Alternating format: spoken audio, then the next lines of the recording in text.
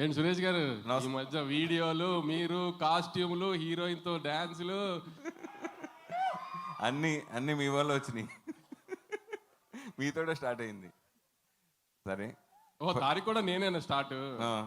పోన్లే ఇండస్ట్రీకి నేను ఒక సూపర్ స్టార్ ఇచ్చాను అనమాట. అయితే సూపర్. అయితే సరే, హారిక హాసిని ఈ పేరుతో ఎన్నో బ్లాక్ బస్టర్ సినిమాలు వచ్చినాయి ఇండస్ట్రీలో. సో ఎంతో మందికి అవకాశాలు వచ్చినాయి. అలాంటి మీ సిస్టర్ హారిక, అలాగే త్రివిక్రమ్ గారి మిసెస్ సౌజన్య గారు కలిసి చేస్తున్న సినిమా మ్యాడ్. ఎందుకు ఈ సబ్జెక్ట్ని వాళ్ళిద్దరు ప్రొడ్యూసర్గా ఇంట్రడ్యూస్ చేయాలనుకుంటున్నారు? స్పెసిఫిక్గా రీజన్ ఏం లేదు. సౌజన్య గారు ముందు నుంచి కూడా ఉన్నారు మనకి, ధనుష్ సినిమాలో కానీ అన్నింటిలో ఉన్నారు సౌజన్య గారు. ఇది ఒక కాలేజ్ సినిమా, పిల్లల cinema, full fun cinema. Take off నుంచి ఎండింగ్ దాకా నవ్వుతూనే ఉంటారు సినిమాలో. ఇట్లాంటి సినిమాలో ఒక పాజిటివ్ వైబ్ ఉంటుంది. నాకు చెల్లెల పేరు ఫస్ట్ ఇంట్రడ్యూస్ చేస్తే అని దీని ద్వారా తీసుకొచ్చాం ముందుకి. టీజర్ చూస్తుంటే ఇందాక సుమ దగ్గర నుంచి చాలా మంది సిగ్గుపడ్డాం. లాస్ట్ చిన్న బిట్టు సో అది పెట్టినప్పుడు ఇది కొంచెం యూత్ ని చెడగొట్టినట్టు, ఫ్యామిలీస్ కి కొంచెం దూరం అవుతున్నట్టు అని అనిపించలేదు? సుమ గారు మీరు సిగ్గుపడ్డారా? నేను ఇక్కడ దూకేస్తున్నానండి, నాకు దీనితో సంబంధం లేదు. ప్లీజ్ టేక్ మీ అవే. ఆ లాస్ట్ దాంట్లో మీకేమి తేడాగా తప్పుగా అనిపించింది? యూత్ భయపడేటట్టుగా, యూత్ ని బాడీ చేసేటట్టుగా? ఏమో ఆ దర్శకుని అడుగుదాం, డైరెక్టర్ అడుగుదాం. వాటి దాంట్లో ఏమీ తప్పుగా అంటలా, మీరు దాన్ని తప్పుగా ఆలోచించారు అంతే. కొన్ని మనం చూపించక అంటే ఎందుకులే, మీ ట్రైలర్ చూస్తే టీజర్ చూస్తే ఎవరికైనా అర్థం అవుద్ది. దాని గురించి స్పెసిఫిక్గా మనం చెప్పుకోవడం ఎందుకనేది. అంటే అట్లాంటి పెట్టడం అనేది ఫ్యామిలీతో చూసే సినిమా సిగ్గుపడాలి. ఇప్పుడు జాతిరత్నాలు క్లీన్ ఎంటర్టైన్మెంట్, మీరు ఆ సినిమాతో కంపేర్ చేశారు. సో దాని గురించి నేను ఆ క్వశ్చన్ అడిగింది. October 6th సాయంత్రం సక్సెస్ మీట్లో ఒక్క చిన్న డైలాగ్ అన్నా ఫ్యామిలీస్తో కలిసి చూసేటట్టుగా లేదు అంటే మీరు నన్ను ఈ ప్రశ్న అడగండి. ఓకే, ఒక్క చిన్న డైలాగ్ అన్న, సీన్ కూడా పక్కన పెట్టండి, ఒక చిన్న డైలాగ్ అయినా ఫ్యామిలీలతో పాటు చూసేటట్టుగా లేదు అంటే. ఇప్పుడు ఆమె 39 years old, నేను ఇంజనీరింగ్ కాలేజ్ చదువుకుని వచ్చా. ఇట్లా నా ఏజ్ వాళ్ళకి కానీ ఇంకా అటు ఇటు అందరికీ ఇంజనీరింగ్ కాలేజ్లో అలా లైఫ్ ఎలా ఉంది ఏంటి అనేది ఒకసారి గుర్తు చేయడానికి తీసిన సినిమా ఇది.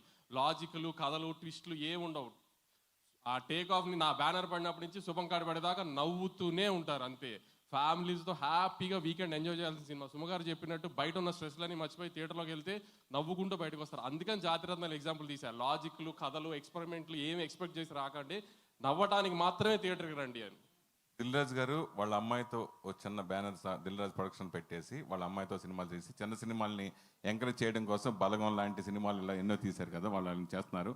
అట్లా మీ సిస్టర్ తోటి ప్రొడ్యూసర్గా ఇంట్రొడ్యూస్ రాజు గారు సంచితతో బలగం తీస్తే నేను కూడా అదే తీయటం ఎందుకండి? అదేమనట్లేదు అంటే ఆ ప్యాటర్న్ లో మీ సిస్టర్ ని ప్రొడ్యూస్ చేయడానికి మెయిన్ రీజన్ ఏంటి అని అడుగుతున్నా. అదేంటండి, నా ఫ్యామిలీలో నెక్స్ట్ అది దాన్ని బిజినెస్ లో తీసుకొస్తాం కదా. ఓకే, తన ఇంట్రెస్ట్ ఉండి వచ్చారా, మీరు బలవంతం పెడితే వచ్చారా? ఈ సినిమా ఇండస్ట్రీలో కానీ పాలిటిక్స్ లో కానీ బలవంతం చేసి ఎవడన్నా వస్తాడండి? ఎవడన్నా ఇంట్రెస్ట్ తోనే కదా వస్తాడు. ఇప్పుడు ప్యాషన్ తో వచ్చాము లేదు అంటే కూడా ఎవడు మీరు నమ్మరు, జనం నమ్మరు కదా. అవును. నితిన్ అండి, ఎప్పటి నుంచో నాని నితిన్ వస్తున్నాడు అంట ఊరించి ఉన్నది. ఆల్రెడీ 2-3 సినిమాలు జరుగుతున్నట్టున్నాయి. మీ గెతాడ్స్ తోటి జరుగుతున్నాడు కదా. అవునండి, అవును. ఈ సినిమాయే నా మొదటి సినిమాగా రిలీజ్ చేస్తే బాగుంటుందని మీకు ఎందుకు అనిపించింది? మ్యాడ్ అంటే ఫ్లోలో వెళ్ళానండి. ఇది ఫస్ట్ మూవీ అయింది అంతే. ఇది పలానా సినిమానే ఫస్ట్ కావాలి అలా ఏమీ ఎప్పుడు అనుకోలేదు. అనుకోకుండానే సినిమాలు చేయడం స్టార్ట్ చేశాను. ఈ సినిమా ఫస్ట్ సినిమా అయింది. దానికి నేను చాలా హ్యాపీగా ఉన్నాను. మీరు నటుడుగా మీకు ఇన్స్పిరేషన్ ఎప్పటి నుంచి మీరు నటుడు అవ్వాలని కోరిక కలిగింది? మీకు ఇన్స్పిరేషన్ ఎవరు అంటే? నాకు చిన్నప్పటి నుంచి నటుడు అవ్వాలనే ఉందండి. ఎప్పుడైతే అక్కకి పెళ్ళి అయిందో అప్పటి నుంచి అది డబుల్, త్రిబుల్ అది పెరుగుకుంటూ పోయింది, కానీ ఎప్పుడు తగ్గలేదు. సో అందుకనే ఈరోజు ఇక్కడ ఉన్నాను మీతో మాట్లాడుతూ. ఎన్టీఆర్ గారిని ఆదర్శంగా ఏ విషయాల్లో మీరు తీసుకుని మీ నటన కొనసాగిస్తున్నారు అంటే? ఆయనలో నేర్చుకోవడానికి ఏముందండి, అన్నీ ఉన్నాయండి. నేర్చుకోవాలి అంటే తారక్ అన్నతో ఆదర్శాలు చిన్న పిల్లోడు